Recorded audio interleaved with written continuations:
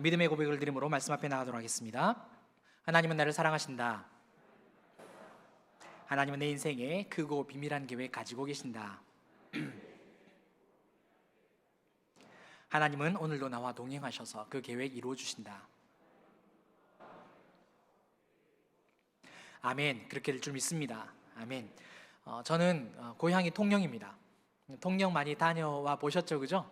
바다도 예쁘고 회도 이렇게 굉장히 쌉니다. 물론 여름은 조심해야 되지만 그런 통영에서 이렇게 많은 예술가들이 나왔습니다. 시인들도 있고 뭐 소설가도 있고 음악가들도 있는데요.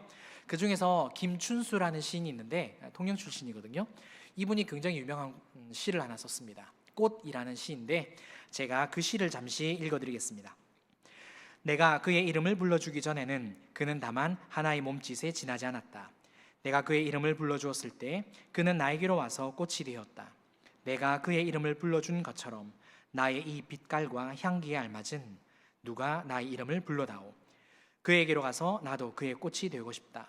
우리들은 모두 무엇이 되고 싶다. 나는 너에게, 너는 나에게 잊혀지지 않는 하나의 의미가 되고 싶다. 이런 시입니다. 오늘 사실 설교 제목도 여기서 따왔습니다. 나는 너에게, 너는 나에게. 이 시는 사람이라는 존재의 그 본질이 있잖아요, 그죠? 근데 이 본질에서 인식을 꽃을 통해서 한다라는 것을 이제 보여주는 그런 시입니다. 그러니까 존재의 본질을 구현해내는데 그 소망이 있는데 꽃이라는 것을 가지고 설명을 하는 거죠. 예를 들어서 저를 사람이라고 부를 때와 김지현이라고 부를 때 전혀 다른 존재가 된다라는 거죠. 이름을 부르기 전에는 이 시의 표현을 빌리자면 하나의 몸짓입니다. 그러니까 무의미한 존재라는 거죠. 그런데 이름을 부른 후에는 꽃이 된다라는 이야기죠. 의미를 가진 존재라는 겁니다. 많은 이제 사람들이, 연구가들이 이 꽃이 뭘까 이렇게 막 공부를 많이 했대요. 그러니까 첫 번째로 나온 이제 그 꽃 이름이 산다화래요. 산다화. 그래서 이게 잘 뭔지 모르겠어요. 그래갖고 또 이렇게 막 찾아보니까 그 꽃 이름이 뭐냐면 동백이더라고요. 그러니까 통영을 가시게 되면 겨울에 유달리 딱 독보적으로 피는 꽃이 하나 있죠, 그죠? 그게 이제 겨울의 꽃 동백입니다. 굉장히 예쁘게 피어 있는데 김춘수 시인이 이 동백을 보고 이 시를 지었답니다.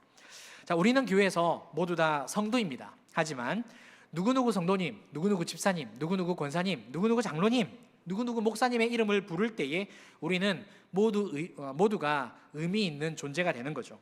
그리고 항상 그 존재의 의미를 인정받고 싶어 하고요. 그렇지 않습니까? 서로에게 무엇이 되고 싶은 소망이 있고 또 서로에게 의미 있는 존재가 되고 싶어 합니다.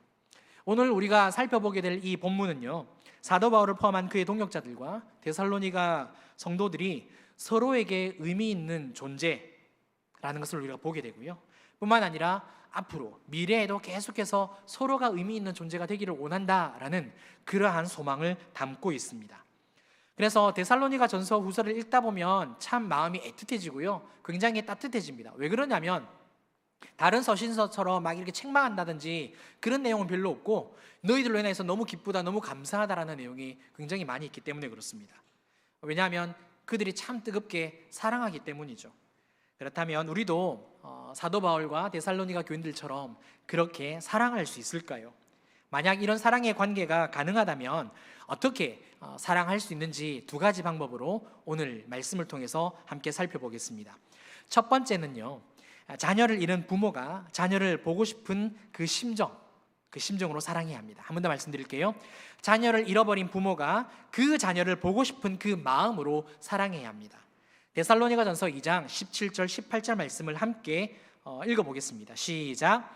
형제들아, 우리가 잠시 너희를 떠난 것은 얼굴이요 마음은 아니니 너희 얼굴 보기를 열정으로 더욱 힘썼노라. 그러므로 나 바울은 한 번, 두 번 너희에게 가고자 하였으나 사탄이 우리를 막았도다. 여기에서 세 가지 단어를 한번 살펴보겠는데요. 첫 번째는 떠난 것은 이라는 단어입니다. 이 단어는 헬라어로, 이건 안 적으셔도 돼요, 좀 어려워요. 아포로파니스텐테스라 그럽니다. 원형은 아포로파니조인데요, 이 단어가 가지고 있는 뜻이 더 중요합니다. 부모가 자녀를 잃어버렸을 때, 또는 자녀가 부모를 잃어버려서 고아가 됐을 때, 그때 쓰는 단어가 바로 이 단어입니다. 즉 그러니까 문맥에 의하면 사도 바울이 이제 아버지 어머니의 개념이거든요. 그러니까 부모가 자식을 잃어버렸을 때라고 이제 적용을 할 수 있는데, 정말 먼저 하늘로 떠나 보냈다든지 가슴에 품었다든지 하는 그 찢어지는 마음, 그 가슴에 사무치는 마음, 정말 보고 싶어하는 그 마음을 말할 때에 이 단어를 사용을 합니다. 또한 사도 바울은 잠시라는 단어를 쓰고 있습니다. 잠시 떠난 기간이 얼마나 되느냐면 1년 정도 됩니다. 그러니까 사도 바울이 빌립보에서 데살로니가로 베레아 그리고 아덴 그리고 이제 고린도로 이렇게 계속 복음을 전하거든요. 고린도에서 1년 6개월의 시간 동안 복음을 전해요. 그리고 이제 시간이 거의 다 되어질 즈음에 이제 편지를 씁니다. 이때 쓰는 편지가 이제 데살로니가 전서고, 그렇게 따졌을 때 시간이 약 1년 정도가 걸립니다.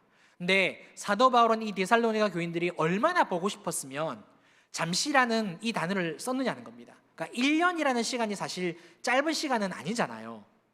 그렇죠? 짧은가요? 짧지 않은데 사도 바울은 잠시 떠났다, 그냥 뭐 하루 이틀 그 정도 떠났다라는 식으로 이렇게 마음을 표현하고 있는 거고요. 그리고 17절 18절 계속해서 보시면 너희 얼굴 보기를 열정으로 더욱 힘썼다. 그러니까 얼굴을 보고 싶은데 정말 열정적으로 보고 싶었대요. 쉽지 않은데, 그죠? 그 다음에 한 번, 두 번 너에게 가고자 했으나, 이 말은 그냥 한 번, 두 번이 딱 아니고요, 진짜 여러 번 가고 싶었다, 정말 여러 번 시도했다라는 그런 뜻을 가지고 있는데, 결국 사탄이 막아서 갈 수가 없었다라는 것을 이야기합니다. 사실 자식을 잃은 부모의 심정은 우리도 알기가 어렵습니다. 왜냐하면 이런 마음은 자식을 잃어버린 그런 진짜 부모가 알 수 있는 마음이잖아요. 우리가 그 마음을 알 수는 없잖아요. 굉장히 특수한 감정입니다. 또한 사도 바울은 결혼을 안 했습니다. 결혼을 안 했기 때문에 자녀를 낳아본 적도 없죠. 자녀를 가져본 적이 없기 때문에 사도 바울은 이런 마음을 가지기가 참 쉽지 않은데 가슴이 사무칠 정도로 데살로니가 교인들을 보고 싶어 하고요, 정말 짠할 정도로 그리워하는 것을 오늘 본문을 통해 우리가 알 수 있습니다. 그러면 이제 이쯤 되면 궁금한 것이 하나 생겨요. 질문이 이렇게 생깁니다. 그 뭐냐면, 신앙생활을 하기만 하면, 우리가 사랑과 은혜 교회라는 이름으로 다 같이 모여서 예배를 드리는데 우리 교회 안에서 신앙생활을 하고 교회를 다니기만 하면 사도 바울과 같은 이런 마음이 우리 안에 자연스럽게 생길까요? 아니죠, 그죠? 꽤 오랫동안 우리가 신앙생활을 했잖아요. 우리 교회도 8년이 이제 되는데, 그런 시간 속에서도 아직까지 정말 죄송하지만 이름을 모르는 성도들이 얼마나 많이 있습니까? 우리가 알고 있는 속담 중에 out of sight, out of mind라는 그런 속담이 있습니다. 눈에서 멀어지면 마음에서도 멀어진다는 뜻이죠. 사람은 떨어져 있으면 잊혀지기 마련입니다. 그게 우리가 삶을 살아가는 어떤 원리죠. 물론 가족에게는 이 속담이 적용이 되질 않습니다. 왜냐하면 피는 물보다 진하기 때문이죠. 가족은 아무리 떨어져 있어도 보고 싶습니다. 그리워하게 되고요. 그런데 사도 바울은 데살로니가 교인들과 혈연으로 맺어진 관계가 아닙니다. 피 한 방울 안 섞인 사람들이라는 거예요. 그러면 사도 바울은 왜 이렇게 정말 사랑하는 자식을 먼저 떠나보낸 그 부모의 마음을 가지고 이렇게 데살로니가 교인들을 보고 싶어 할까요? 그 이유는 간단합니다. 사도 바울이 데살로니가 사람들에 대해서 복음을 전할 때에 그들이 정말 그리스도인이 되도록 주님 안에서 자신을 온전히 내어놓고 희생하며 헌신했기 때문입니다. 한마디로 말해서 주님 안에서 내려놓은 헌신과 희생이라는 말이죠. 바울은 종종 다른 그리스도인들에게 이런 이야기를 해요. 고린도전서 4장 15절 말씀인데요, 그리스도 안에서 1만 스승이 있되 아버지는 많지 아니하니 그리스도 예수 안에서 내가 복음으로써 너희를 낳았습니다. 그리고 이제 갈라디아 교인들에게는 이런 표현도 씁니다. 해산하는 수고를 한다. 그러니까 사도 바울은 복음으로 너희를 낳았다라고 이런 표현을 쓰고 있거든요. 여기서 낳았다라는 것은 뭘 말합니까? 희생했다라는 거죠. 그렇죠? 희생했다, 헌신했다라는 그런 의미를 가지고 있습니다. 엄마가 아기를 임신하고 낳을 때 엄마의 희생이 없이는 불가능하잖아요. 아기가 빛을 못 발하잖아요. 임신 초기에는 어떻습니까? 이 생명의 씨앗이 자리를 잘 잡을 수 있도록 굉장히 조심조심 행동하죠, 그죠? 막 함부로 움직이는 엄마들은 없습니다. 또 임신 때문에 입덧으로 고생하는 분들도 굉장히 많고요.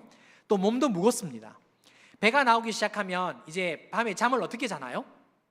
똑바로 못 누워 자죠, 그죠? 옆으로 모로 누워서 잡니다. 출산할 때는 뼈를 깎는 고통으로 아기를 낳습니다. 꼭 제가 낳아본 것 같아요, 그죠? 낳으면 끝입니까? 아니죠. 아이를 키우는데 그 어려움은 밑도 끝도 없다라는 거.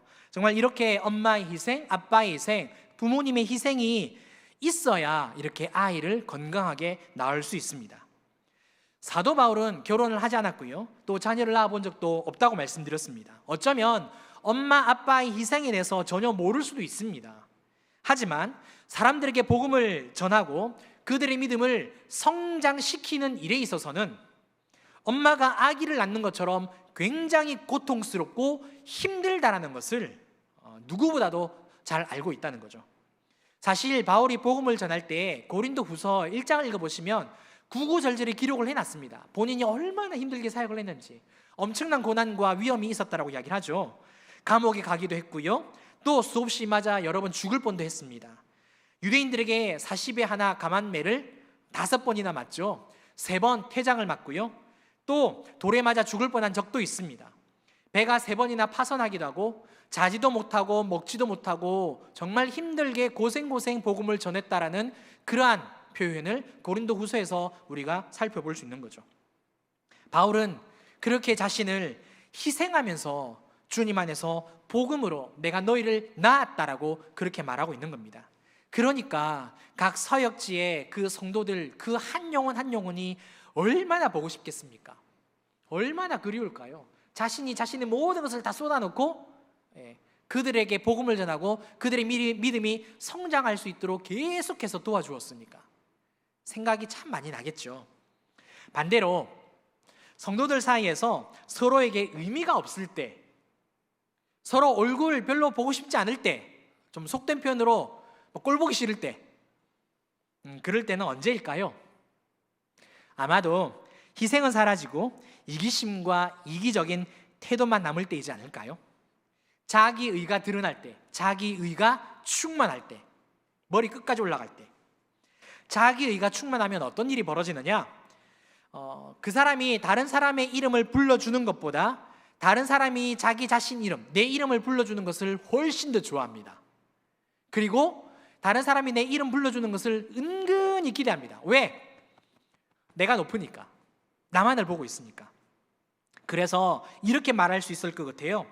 희생은 서로를 보고 싶게 만들지만 이기심과 자기의는 자기만 바라보게 만든다는 거죠. 그러니까 희생을 하게 되면 상대방이 보이는 건데 나만, 내 이익만, 나만 잘 되면 되지 라는 그런 생각과 마음으로 삶을 살아내면, 신앙생활하면 나밖에 안 보인다는 겁니다. 만약 성도님들께서 이기적이고 정말 자기의가 충만하게 되면 우리 성도님들 사이 그 관계는 어떻게 될까요? 물론 하루 이틀은 참을 수 있을 겁니다. 한 달도 참아낼 수 있을 거고요. 근데 1년을 하게 되면 더 이상 그분 보고 싶지 않을 겁니다. 그 자리에 같이 있고 싶지 않을 거고요. 왜? 얼굴 보기 싫으니까. 맨날 나만 손해봐야 되는데, 나만 피해를 입어야 되는데, 내가 왜 그런 자리에 가야 돼? 라는 생각이 분명히 든다는 거죠. 그게 얼굴 보기 싫은 거예요. 같이 일하고 싶지 않은 거예요. 그렇게 되면 조직이나 교회가 틈이 벌어지고 무너질 수 있다는 거죠. 가정도 마찬가지입니다. 부부 사이에 물론 싸움은 칼로 물베기죠. 그런데 어떻습니까? 자꾸 그렇게 이기적인 모습만 보이게 되면 결국 수많은 사람들이 이혼을 하잖아요. 성격 차이로 더 이상 못 살겠다고. 왜냐하면 자기 자신이 양보를 안 한 거잖아요. 그렇죠? 부모나 자녀의 관계도 마찬가지입니다.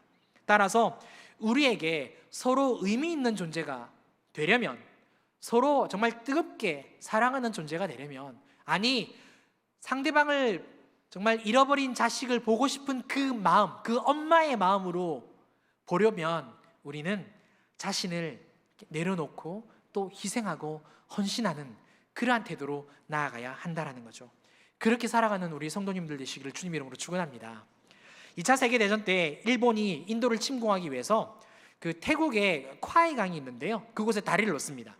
일본 군인들이 전쟁 포로를 데려다가 이제 다리를 놓는데 환경이 좋겠습니까? 40도가 넘잖아요.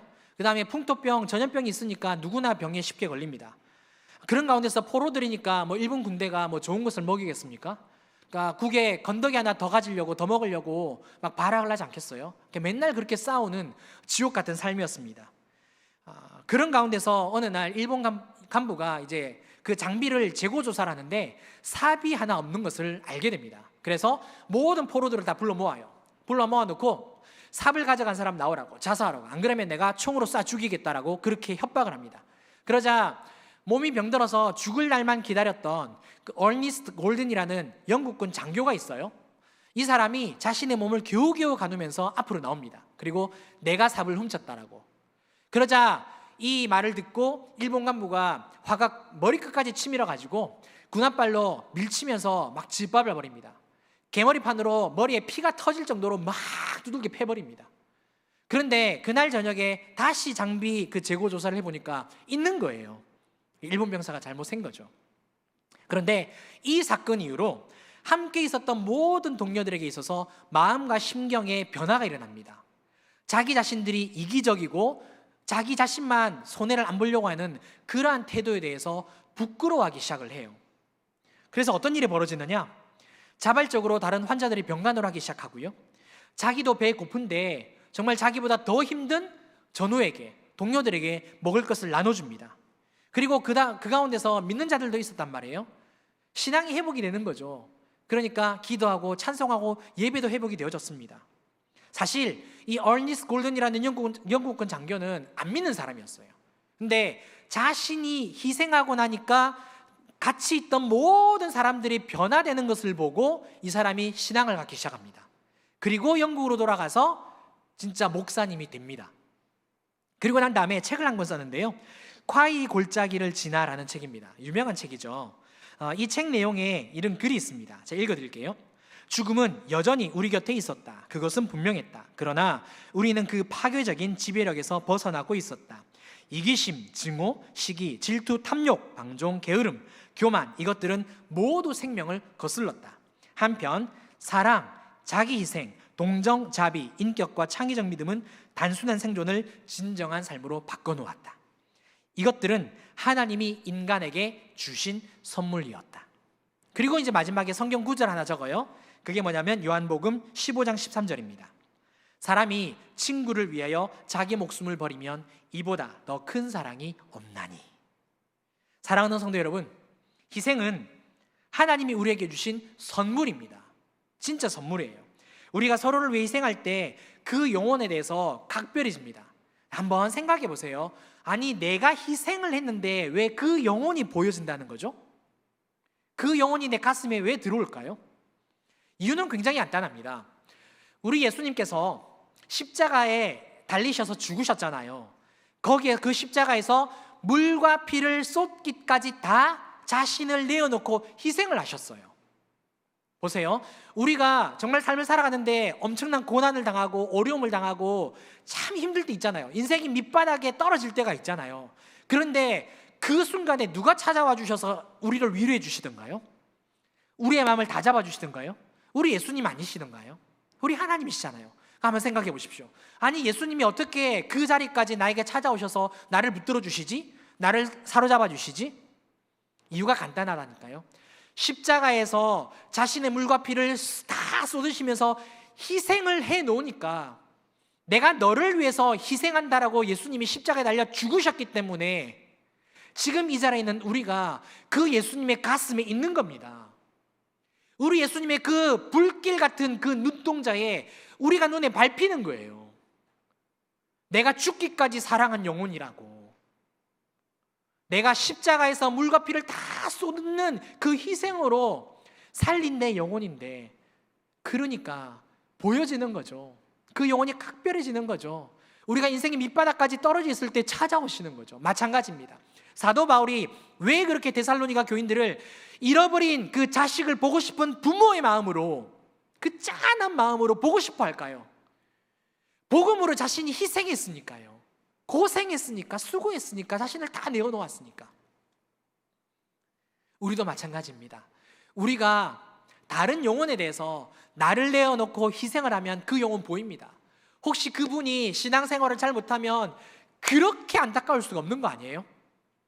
근데 그분이 신앙생활 참 잘한다 그러면, 와, 이번에 임직 하는데, 임직하잖아요, 그죠? 기도 많이 해주십시오.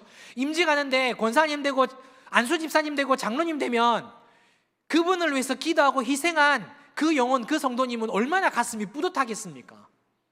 그 자리가 얼마나 기쁘겠습니까? 우리가 희생하는 것만큼 그분이 보이고요, 우리가 내 자신을 내어놓는 만큼 그분이 보입니다. 잊혀지지 않습니다. 왜? 예수님이 나를 그렇게 사랑해 주셨으니까. 사도 바울이 데살로니가 교인들을 그렇게 사랑해 주셨으니까. 따라서 오늘 이 자리 여기에 계셔서 예배 드리시는, 또 영상으로 예배를 드리시는 우리 사랑과 은혜 교회 성도 여러분, 희생하기 원합니다. 나를 내려놓기 원합니다. 물론 힘든 것도 있지만 사소한 것부터 나를 내려놓고 헌신할 때 그 영혼이 보여지게 될 줄 믿습니다. 그렇게 사랑을 이루어가는 우리 사랑과 은혜 교회 성도님들 되시기를 바랍니다. 두 번째로 이제 어떻게 사랑을 하느냐? 서로 기쁘고 자랑이 되도록 사랑해야 합니다. 데살로니가전서 2장 19절 20절 말씀인데요, 제가 읽어드리겠습니다. 우리가 소망이나 기쁨이나 자랑의 면류관이 무엇이냐? 그가 강림하실 때 우리 주 예수 앞에 너희가 아니냐? 너희는 우리의 영광이요 기쁨이니라. 바울과 그의 동역자들은 실루아노와 실라죠, 그 다음에 디모데를 말하는데, 데살로니가 교인들이 하나님 앞에서 자신의 큰 자랑거리라고 말합니다. 이 구절에서 세 가지 또 단어를 보겠는데요, 소망이라고 하는 이유가 있습니다. 왜 소망이라고 하느냐? 데살로니가 교인들로 인하여서 그 마지막 때에 힘있게 계속 믿음을 가지고 살아갈 거 아니에요. 근데 살다 보면 사도 바울이 힘들 때가 있고, 또 데살로니가 교인들이 힘들 때가 있습니다. 그럴 때 서로를 바라볼 때에 소망이 생긴다는 거죠. 나도 힘내야지, 다시 일어서야지. 그 소망이 된다라는 거예요, 구원의 날까지. 두 번째는 기쁨이라는 단어입니다. 왜 기쁨이라고 하느냐? 구원받은 그들을 생각할 때마다 너무 기분이 좋은 거죠. 함께 구원받은 거니까요. 아니, 누구는 지옥을 가고 누구는 천국을 가면 그렇게 기분이 좋겠습니까? 아니잖아요. 같이 신앙생활하고, 비록 떨어져 있어도 같이 신앙생활하고 같이 예수님 믿고 그 하는 것이 너무 좋은 거죠. 너무 벅찬 기쁨이 샘솟는 거죠. 마지막으로 자랑의 멸류관입니다. 하나님 앞에서 이 데살로니가 교인들은 사도 바울의 자랑이자 영광 그 자체랍니다. 다시 말해서 바울이 복음을 전했잖아요. 복음 사역의 열매로 자랑할 수 있는 멸류관이라는 거죠. 천국에서 데살로니가 교인들을 보고 하나님 앞에서, 하나님, 저희 자랑할 수 있는 멸류관입니다. 하나님 인정해 주시겠죠. 내가 안다, 네가 수고했다, 진짜 맞다라고. 그러면 궁금한 점이 한 가지가 있어요. 교회 안에서 다 같이 신앙생활을 하면 서로에게 기쁨이 되고 소망이 되며 또 서로 자랑할 수 있는 멸류관이 자연스럽게 될까요? 될까요? 만약 이 질문을 가족으로 제안하면 쉽게 가능합니다. 어느 한 노인회관에서 있었던 일입니다. 신앙을, 믿음 생활을 하고 있는 이제 할머니 크리스찬들이 이렇게 3, 4, 5 모여서 이야기를 하고 계셨어요. 그 중에서 이제 한 분이 이런 이야기를 합니다. 자기 아들에 대해서 이야기를 하는데, 우리 아들은 큰 교회에서 장로님이야, 장로님.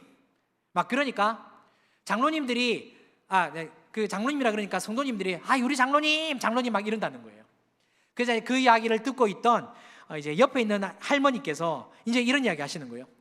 우리 아들은 말이야, 서울에서 큰 교회 담임 목사님이야, 담임 목사님. 성도님들이 우리 목사님 그러면서 신방 받고 싶어요 하고 줄을 선다니까, 줄을 막 이제 그런단 말이에요. 그 옆에 앉아있던 또 다른 할머니가 겨우 그것 가지고 그러냐고. 우리 아들은 총회장님이야, 총회장님.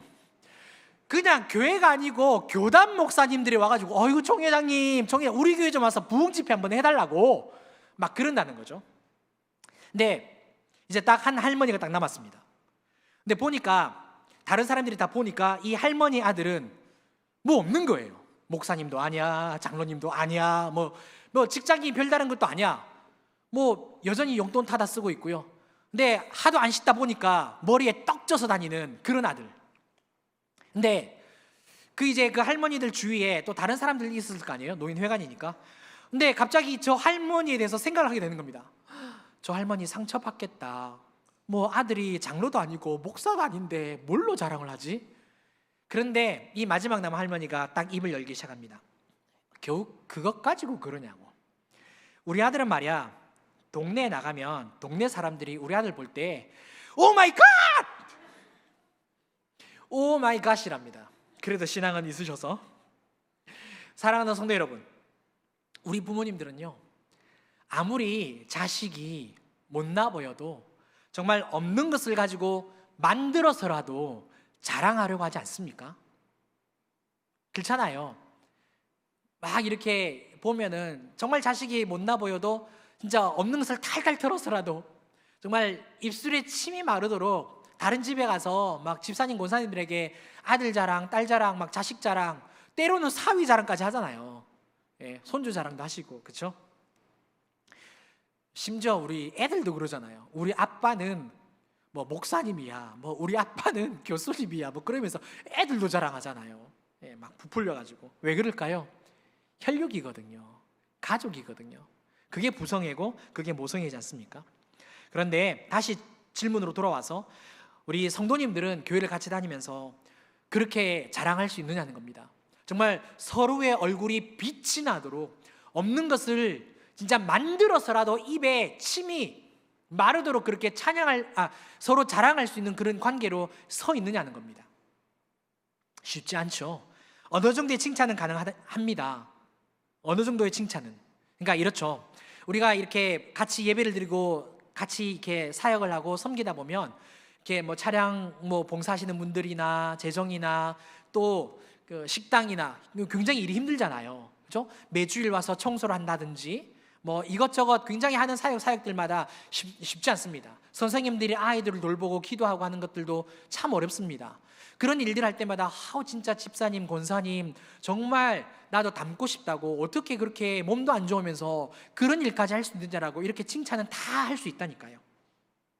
문제는 서로의 얼굴이 빛이 나도록 정말 없는 것을 만들어서라도 칭찬하는 그런 자랑하기는 참 어렵다는 거죠. 왜 그럴까요?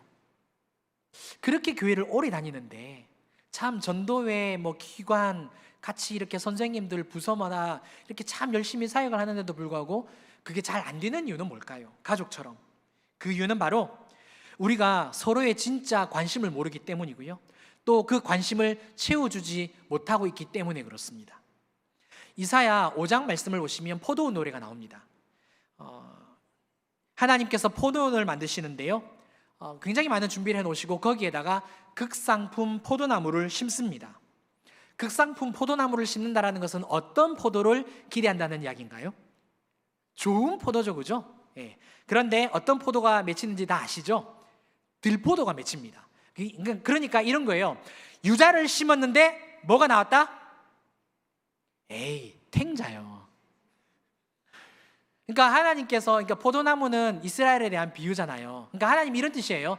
하나님의 백성으로서 살기를 원했는데, 하나님의 아들들로 너희가 자라나기를 원했는데, 이스라엘 백성들, 남유다 백성들은 사람의 딸들이 되어버린 거죠. 왜 그렇게 되어졌느냐? 이 남유다 백성들은 하나님의 백성이었음에도 불구하고 하나님께 전혀 관심이 없었기 때문에 그렇습니다. 이사야 5장 12절 말씀입니다. 그들이 연회는 수금과 비파와 소고와 피리와 포도주를 갖추었어도 여호와께서 행하시는 일에 관심을 두지 아니하며 그의 손으로 하신 일을 보지 아니하는도다. 한번 생각해 볼까요? 남유다는 정말 하나님께 관심이 없었을까요? 우리가 이사야 1장 2장을 읽어보시면 하나님이 이들이 성전으로 왔다라는 이야기가 나옵니다. 절기에 맞춰서 꼬박꼬박 제사를 드렸거든요. 그러니까 엄청난 헌신과 회개의 제물을 번제와 속죄제로 바쳤던 내용들이 다 나옵니다.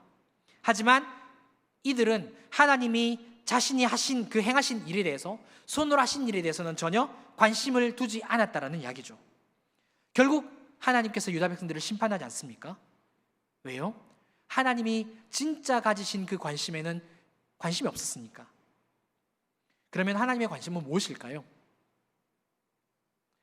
바로 이거죠.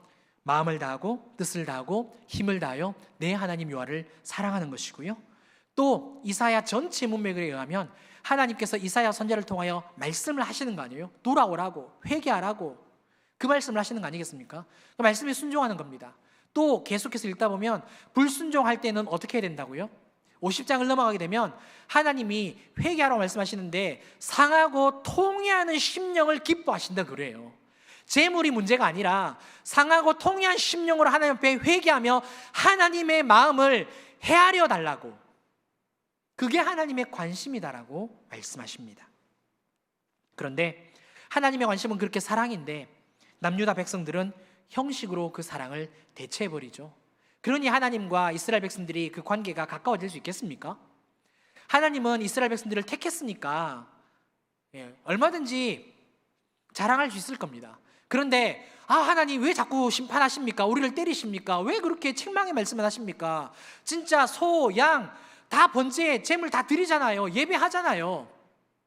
속상합니다. 그런데도 왜 자꾸 우리를 때리려고 하십니까? 라고 그렇게 부르짖는 이스라엘 백성들은 과연 하나님에 대해서 정말 없는 것이라도 만들어서 자랑할 수 있을까? 어렵다는 거죠. 성도들의 관계도 마찬가지입니다. 만약에 서로의 그 관심이 어디 있는지를 우리가 알고요, 또 그 관심을 사랑으로 채워주면 없는 것을 만들어서라도 정말 서로의 얼굴이 빛이 나도록 그분을 다른 사람들에게 자랑할 겁니다. 그러니까 다시 말해서 누군가가 정말 쉼없이 중보기도를 해주면 이분이 나를 위해서 진짜 기도 많이 해준다라고 자랑하지 않을까요? 우리 주위에 질병으로 고통받는 분들이 굉장히 많이 계시죠, 그죠? 환우들과 또 그 가정들이 참 많이 힘듭니다. 이분들의 이 가정의 최대의 관심사는 무엇일까요? 물론 우리가 대신 아파드릴 수는 없죠, 그죠? 근데 질병을 고침받는 거 아니겠습니까? 그럼 우리가 할 수 있는 게 뭘까요? 강력한 중보기도겠죠. 정말 그분들을 위해서, 그 가정을 위해서 힘내라고 기도해 주는 게 그들에게 관심을 쏟아부어 주는 것 아니겠습니까?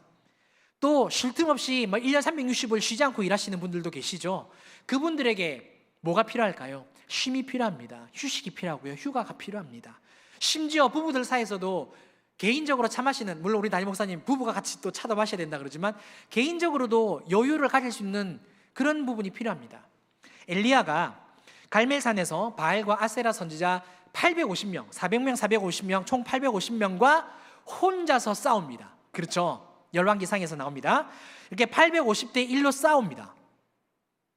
다 아는 이야기인데 우리 교회는 특징이 있어요. 안 놀래요. 전혀 안 놀래. 우리는 850대 1이면 헐 막 그럴 텐데. 아무튼 다 아는 이야기니까요. 아무튼 이렇게 싸워요. 그래서 엄청난 사역을 감당하고 난 다음에 이 엘리야가 어떻게 되냐면 탈진하게 됩니다. 영적으로 굉장히 지치게 돼요. 그리고 난 다음에 이제 아합이 이 이세벨에게 이야기하잖아요. 그러자 이세벨이 내가 엘리야를 죽여버리겠다라고 협박을 하죠. 이 소식을 들었던 엘리야가 어떡합니까? 광야로 도망을 갑니다. 그리고 그 로뎀나무 아래서 하나님 앞에 죽기를 간구하죠. 그렇다면 이렇게 한번 생각해 볼 수 있을 것 같아요. 엘리야는 성령 충만한 선지자고 850대 1로 싸워도 이기는 선지자잖아요. 그러면 우리 생각에는 야 엘리야야, 내가 너에게 성령의 충만함을 줬는데, 능력을 줬는데 기도해야지, 믿음으로 일어서야지, 왜 그렇게 죽여달라고 이야기하느냐?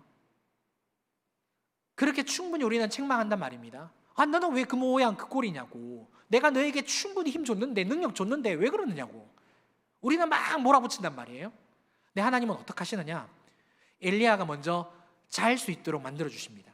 자게 하시고요, 그 다음에 천사를 보내서 막 깨웁니다. 그리고 떡과 물 한 병을 주고 먹고 마시게 합니다.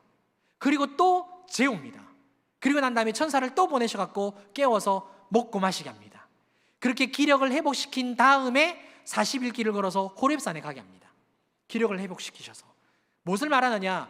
쉴 틈 없이 일한 사람에게는 휴식이 필요하다는 거예요. 너무 정신없이 달려오신 분들 있지 않겠습니까? 영적으로, 정신적으로, 육적으로 그런 분들에게 쉼이 필요하다는 거죠. 그런 힘들고 어려워하는 지쳐있는 분들에게 다가가셔서 먹을 것도 사주시고 좀 맛있는 것도 이렇게 대접해 주시고 같이 바람도 좀 쐬자고. 물론 코로나니까 조심해야 돼요. 마스크 단단히 잘 쓰고요, 소독하고요, 좀 하늘도 보자, 산도 보자 이러면서 좋은 공기도 좀 쐬고요. 그런 관심이 우리에게 필요하다는 거죠. 또 뿐만 아닙니다. 사도행전 6장을 보시면 헬라파 유대인들이 자기들의 과부가 매일의 구제에 빠지는 것을 보게 됩니다. 재정적으로 굉장히 힘들어진다는 거죠. 그랬을 때에 이 사도들이 어떡합니까? 7 집사를 세워다가 모두에게 공평하게 재정적인 도움이 갈 수 있게 하잖아요. 이번에 우리 사랑과 은혜 교회가 굉장히 좋은 일을 하지 않습니까? 코로나19 바이러스로 참 힘든 분들이 많은데 나눔위원회에서 사랑 나눔을 통하여서 재정을 좀 지원할 수 있게 교회가 이렇게 길을 열어놨는데 우리 성도님들께서 관심을 안 가지고 그 신청서를 안 가져가신다면 그게 뭔 의미가 있겠습니까? 그건 관심이 없는 거죠. 교회가 길을 열어놨는데 도우자고, 우리 성도님들 살펴보자고, 재정적인 도움을 주자고. 오늘 나가실 때 꼭 가져가세요. 아시겠죠? 네, 관심입니다. 관심. 또 이렇습니다. 영적으로 정말 말씀의 공급을 받고 싶은데 못 받는 분들 계십니다. 정말 기도를 받고 싶은, 기도를 물론 받는 건 아니지만 누군가가 좀 기도해 줬으면 좋겠다 하는데 그걸 못하는 분들이 계십니다. 베드로가 고난과 핍박 가운데 힘들어하고 어려워하는 그 각 지역에 흩어져 있는 성도들에게 편지를 보내잖아요. 그게 베드로 전서 후서거든요. 그 편지를 읽고 고난받고 있는 수많은 그리스도인들이 새 힘을 공급받지 않습니까? 말씀으로 은혜를 받잖아요. 그렇죠? 영적으로 정말 말씀이 필요한 그 성도들에게 찾아가 주셔서 말씀이 이런 게 있다고 카톡으로도 보내주시고 문자로도 보내주시고 내가 집사님, 권사님 위해서 이렇게 장로님 위해서 기도하고 있다고 말씀으로 자꾸 보내주면 그게 서로에게 관심이요 서로의 필요를 채워주는 것 아니겠습니까? 그게 사랑이죠. 반대로 이럴 수도 있어요. 분명히 자신의 상황이 어려운데 다른 분들에게 도움을 받는 것을 굉장히 어려워하고 꺼려 하시는 분들이 계십니다. 사실 제가 그 사람입니다. 제가 그 사람. 다른 사람들에게 제 상황을 말하고 도움을 구하는 것을 제가 진짜 어려워합니다. 잘 못 꺼냅니다. 제 안에 속에 있는 걸 갖다 잘 이렇게 이야기를 안 합니다. 그런데 제가 최근에 하나님이 사용하시는 마음 깨어짐이라는 이 책을 읽었어요. 품절이 됐는데 더 이상 안 나와요. 네, 이 책을 읽었는데 이 책 안에 다른 사람들에게 도움을 구하지 않는 저의 태도가 교만이라고 가르쳐 주더라고요.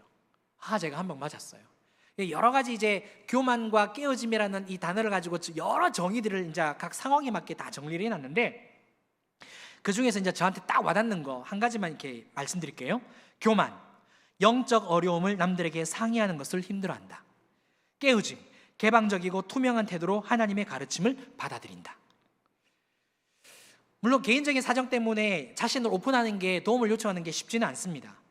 근데 하나님의 관점에서는요 마음을 여는 것이 겸손입니다. 그러니까 제가 이 책을 통해서 깨달았습니다. 그러니까 제가 제일 먼저 한 게 뭐냐면 오늘 지금 설교를 하고 있잖아요. 제가 이때까지 우리 교회에서 쭉 사역을 해오면서 한 번도 우리 목사님들에게 내가 이번에 설교하니까 기도해달라고 부탁을 해본 적이 없어요. 근데 화요일에 저희가 이게 전임 목사님들이 이제 출근을 하게 되면 맨 처음에 그 찬송을 부르고 저희가 기도를 다 같이 하거든요. 기도하고 우리 성도님들 위해서 기도하고 중보 기도하고 그리고 이제 일주일 또는 한 달, 한 3개월 정도의 사역을 쭉 계획을 합니다. 어떻게 진행되고 있는지 다 점검을 하는데 기도 시간에 진짜 제가 처음으로 부탁했습니다. 우리 교회 8년 사역하면서 처음 부탁했습니다. 이번 주 설교인데 기도 좀 해달라고. 그러니까 남들이 저를 위해서 기도 그냥 하는 거는 그냥 뭐 하는 건데 제가 제 스스로 제 마음을 오픈한 건 처음이에요. 하나님이 교만하다라는 걸 가르쳐 준 거죠. 우리 교인들 중에서도 이런 분들 계시더라고요. 병원 신방을 간다든지 뭐 이렇게 선물을 드린다든지 하면 그 사랑받는 것에 대해서 굉장히 어려워하고 힘들어하는 분 계십니다. 그게 왜 그러냐면 우리나라 그 문화 때문에 그래요. 유교와 불교와 그 문화 때문에 체면 때문에 오픈해서는 안 된다. 특히 어른이 되면 그런 것을 내보이면 안 된다라는 이제 그런 문화 때문에 교육 때문에 그런데 신앙은 다릅니다. 하나님 안에서 우리를 이렇게 힘들다라고 도와달라고 하는 게 절대 나쁜 게 아니고요. 하나님 앞에서 오히려 겸손이 될 수 있다는 것을 꼭 기억하셨으면 좋겠습니다. 그래서 아무쪼록 우리 사랑관에게 모든 성도님들 서로에게 관심 가지시고 서로를 도와주시고요. 또 한 가지 더 강조하겠습니다. 청년부가 이거 한답니다. 저는요 살아오면서 이런 생각 한 번도 못 해봤어요. 그러니까 우리 청년들이 굉장히 대단하다라는 생각을 가져봅니다. 자신들이 힘 막 모아다가 물론 교회 재정을 좀 받기는 했겠죠. 근데 이렇게 앨범 발매를 한대요. 그리고 내년까지 이렇게 앨범을 계획적으로 내겠다라고 후원을 요청을 한다면 관심이지 않겠습니까? 우리 사랑하는 청년들, 찬양 앨범을 발매를 한다는 것은 뭘 의미합니까? 교회 안에서만 복음을 머무르게 하는 게 아니라 이 앨범이 우리나라에 다 갈 거 아니에요. 유튜브나 뭐 멜론이나 음원 사이트에 이게 이미 다 올라가 있어요. 다 올라가 있거든요.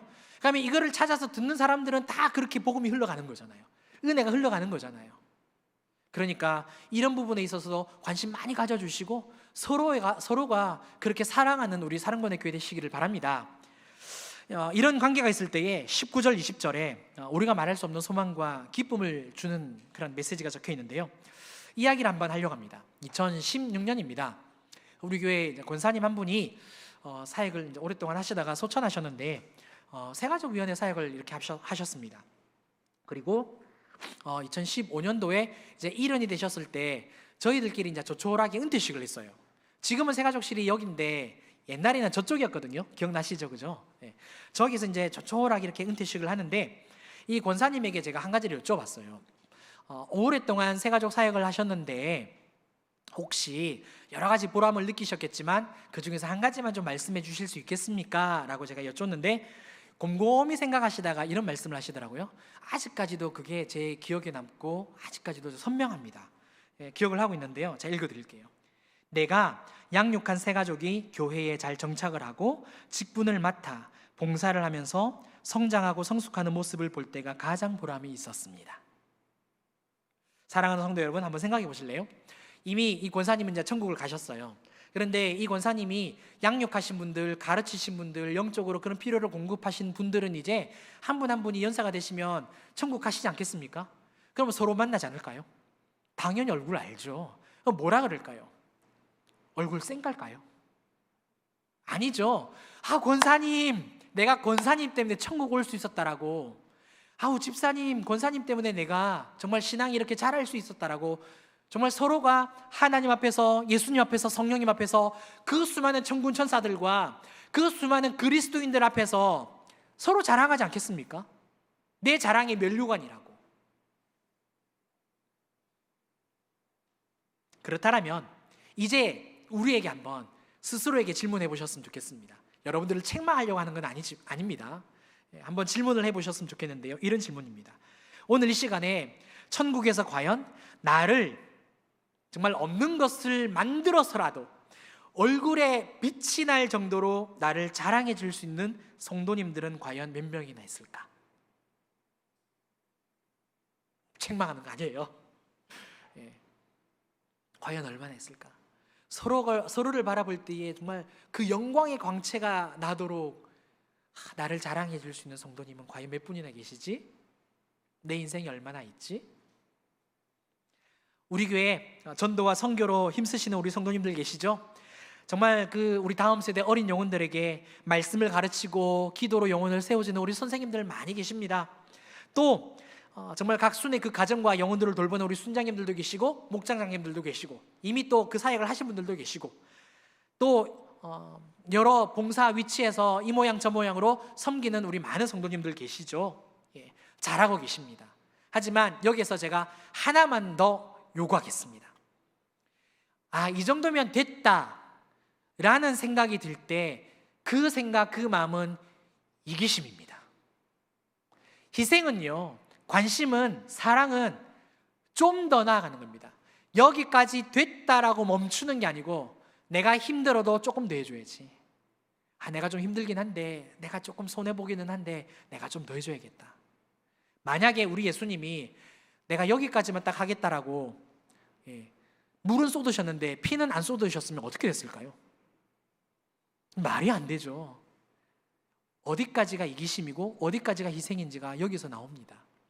그래, 내가 힘드니까 여기까지만 딱 해야지, 이게 아니라는 겁니다. 희생은, 사랑은, 관심은요, 내가 좀 더 힘들어도 내가 더 해줘야겠다. 내가 좀 더 해줘야겠다. 그래, 내가 더 해야지. 내가 좀 더 손 내밀어야지. 내가 가서 좀 더 청소해야지 라고 하는 것이 관심이요, 희생이요, 사랑이라는 것. 따라서 정말 이렇게 삶을 살아내는 우리 사랑과 은혜교회 성도님들 되시기를 주님 이름으로 축원합니다. 말씀을 맺겠습니다.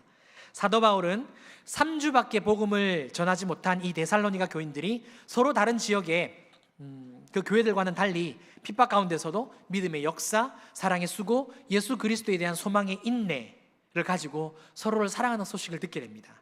뿐만 아니라 이들의 믿음이 얼마나 성장하게 되어지는지요, 마게도냐와 아가야에는 모든 믿는 성도들의 본이 되었다라는 그 소식도 듣습니다. 너무 기분 좋죠. 그런 교인들을 사랑한 나머지 정말 만날 수는 없지만 뜨겁게 사랑한다는 것. 그래서 두 가지 교훈을 말씀드렸습니다. 첫 번째는요, 자녀를 잃어버린 그 부모가 그 자녀를 보고 싶어하는 그 마음, 그 심정으로 우리도 사랑해야 된다는 것. 어떻게 할 수 있다고요? 복으로 문할 때, 희생할 때, 나를 희생할 때 그 영혼이 나에게서 각별해진다는 것, 그 영혼 참 보고 싶어진다는 것을 우리가 알 수 있게 되고요. 두 번째, 소망과 기쁨과 자랑의 면류관이 되도록 우리가 서로 사랑해야 한다는 겁니다. 다른 사람이 얼굴이 빛이 날 수 있을 정도로 없는 것을 만들어서라도 자랑할 수 있으려면, 그렇죠? 그 사람이 무엇을 필요로 하는지 관심을 가지는지, 그래서 그 관심을 딱 알아주고 정말 채워주면 얼마나 고마워하겠습니까? 평생 잊지 못하죠. 그분을 위해서 기도해 주지 않겠습니까? 사랑해 주지 않겠습니까? 우리 사랑구원의 교회 성도님들, 이 은혜가 있으시기를 주님의 이름으로 축원합니다. 함께 이 시간 기도하시겠습니다. 오늘 이 두 가지 말씀 함께 기도하셨으면 좋겠는데요. 하나님, 정말 우리 사랑구원의 교회 모든 성도님들을 자녀를 잃어버린 그 부모가 그 자녀를 보고 싶어하는 그 심정으로 사랑하기 원합니다. 주님, 제가 평생에 하나님 앞에 서는 그날까지 더 희생할 수 있는 하나님의 종되게 해주십시오. 그래서 영혼을 제 가슴에 담을 수 있는 종되게 해주십시오. 위해서 기도하시고요. 두 번째로, 하나님, 정말 얼굴에 빛이 나도록 그 관심을 채워주고 자랑할 수 있는 성도 되기 원합니다. 그런 관계로 우리를 붙들어 달라고 함께 동성으로 기도하시겠습니다. 기도합니다. 하나님 아버지,